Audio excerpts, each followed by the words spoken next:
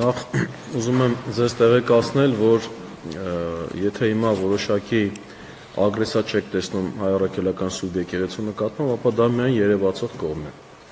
որովհետև ասեմ, որ քրեաիրավական գործիքները մշտապես աշխատում են, տարբեր քրեական վարույթներ կան նախաձեռնված, այդ քրեական վարույթներով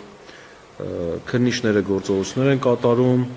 պարբերաբար հարցումներ են կատարում, նյութեր են հավաքում, այսինքն այս պահին էլ հիմա իրենք աշխատում են, որ որևիցե բան գտնեն եւ բնականաբար փորձեն դրանից ինչ-որ բան դարձնեն։ Մենք ակնկալում ենք, որ իրենք ակտիվ գործընթաց կսկսեն հունիսի 7-ից հետո։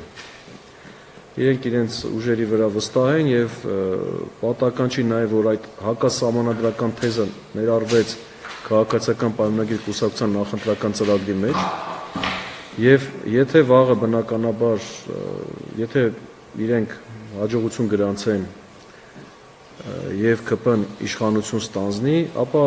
դա մանիպուլացվելու, ասել են, որ ժողովուրդը մեզ տվել է մանդատ եկեղեցին քանդելու ու իրանք բնականաբար ամբողջ թափով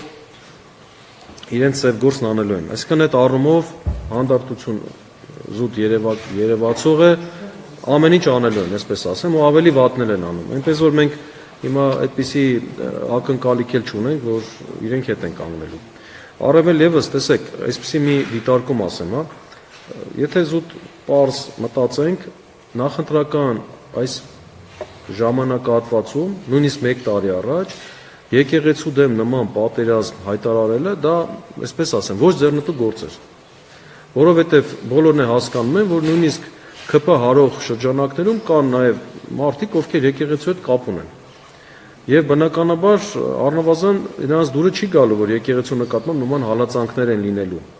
կամ եկեղեցականների նկատմամբ։ Եվ սա բերելու է բացական վարկանիշի։ Ընդ որում նաև ես տեղեկություններ ունեմ, որ հենց Նիկոլ Փաշինյանը որոշակի առումով հիմա ծիսական կյանքին չի միջամտում, որովհետև իրեն հստակ ասել են, որ վարկանիշը լավ ընկել է դրանից, որ դու մտնում ես, խմբագրում ես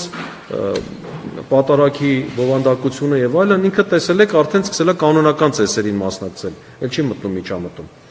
Այսինքն դա էլ է պայմանավորված, որ հասկացել են, որ դա լուրջ վնաս է իրենց բերում։ Լավ հարց է ցակում, ինչու է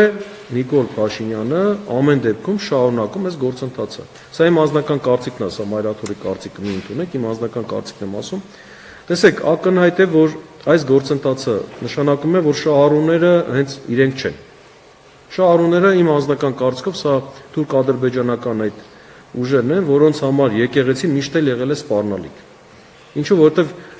պարզ է, չէ, որ մեր ինքնության պահապանը եւ մեզ մշտապես հիշեցնողը դա եկեղեցին է։ Եվ նաեւ եկեղեցին մեծ դերակատարում ունի Սփյուռքի համախմբան հարցում։ Իսկ Սփյուռքը այսօր կոնկրետ Թուրքիայի համար սպառնալիք է մեծ։ Մենք լավ գիտենք, որտեղ կա եկեղեցական համայնք այլ երկրներում։ Այնտեղի հայությունը համախմբված է ոչ միայն իր կենցաղային հարցերն է լուծում, այլ նաեւ մտածում է Հայաստանի մասին, ցեղասպանության ճանաչման պահանջատիրությունն է սկսում հետապնդել եւ բնականաբար այս ամեն ինչը խանգարում է այդ ուժերին։ Եվ պատահական չի, որ իրենք հենց թիրախավորել են եկեղեցին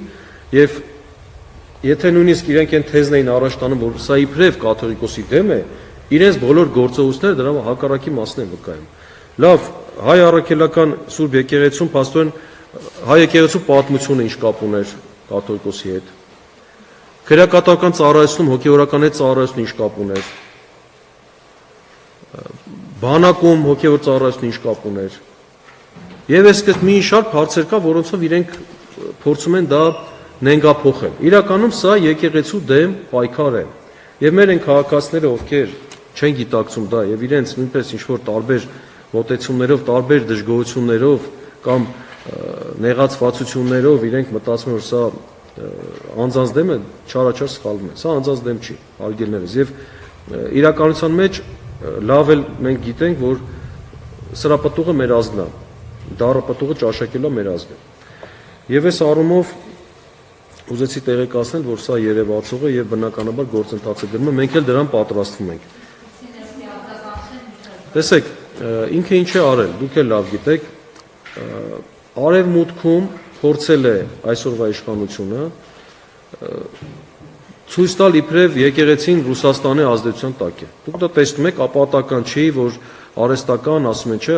KGB-ի գործակալ է վեհապար Հայրապետի եղբորը արհեստական այդպիսի սուտ տեղեկություններ են տարածում եւ փորձում են ցույց տալ, որ Ռուսաստանի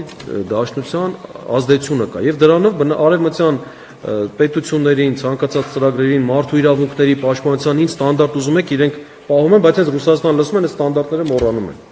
Երկակի ստանդարտները սկսում են աշխատել։ Մենք դա լավ տեսնում ենք։ Եվ այս արհեստական իրենց օրակարգերով իրենք բնականաբար ամեն ինչ անում են, որպեսզի միջազգային հանրությունը, արևմտյան այդ կառույցները մի պահ ազատ թողնեն իր ձեռքերը։ Նա բնականաբար դա փորձում է, բայց դե ասեմ, որ ամեն դեպքում միջազգային կառույցները իրազեկված են այստեղ տեղի ունեցող խնդիրների մասին։ Բոլոր դեպքերում ամենայն Հայոց Հայրապետի վերաբերմունքը միշտ այդպեսին է եղել, պետության դեմ իշխանել իշխանավորները այսօր իրենց շատ վատ են պահում, բոլոր դեպքերում պետության դեմ կապված որևէ քայլ վեհապար Հայրապետի կողմից միշտ եղել է բացասաբար, այսինքն չի թույլատրել, որ օրինակ մենք բողոք գրենք միջազգային կառույցներին, այստեղ տեղի ունեցող որոշակի խնդիրների համար, զուտ պետության վարկանիշը չվնասելու համար։ Բայց հիմա դուք էլ եք տեսնում, որ քանի որ այդ միջազգային այցանների առջև նույն